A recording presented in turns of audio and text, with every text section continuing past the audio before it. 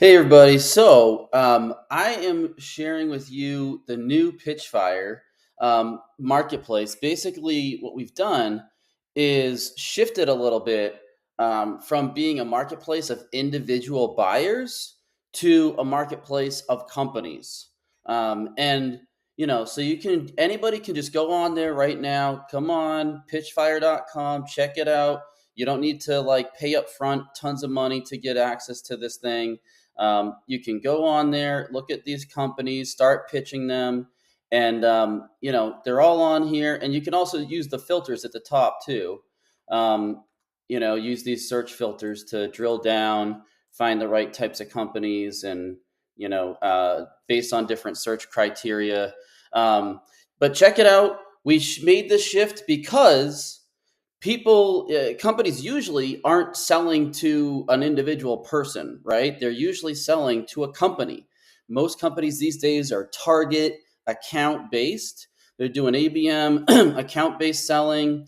They don't really necessarily care to reach Bob Smith at XYZ company. They don't need to close a deal with Bob Smith at XYZ company. They need to sell to XYZ company.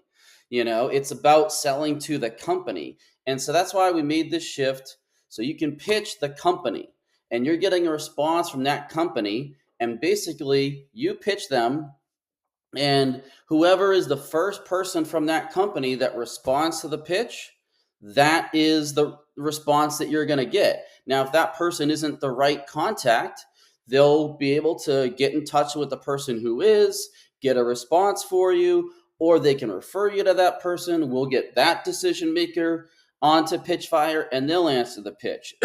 Basically, this is about connecting buyers and sellers, making it so buyers are incentivized to answer the pitch because they're getting paid. Now, how much should you pay them? Most of the time, it's around $25, $50. It can be a little bit more than that. Sometimes, like if you're trying to reach a really big company, and it's a C-level decision maker that you're trying to get in touch with, maybe you offer more money. Maybe it's like 75 or 100. But that's where we're going with it, is the strategy moving forward in the future of sales prospecting is going to be less about, oh, should I follow this person on LinkedIn? And then should I connect with them and send them a connection request? And then 2 days later, I'm going to cold call them. Oh, but should I leave a voicemail? I don't know.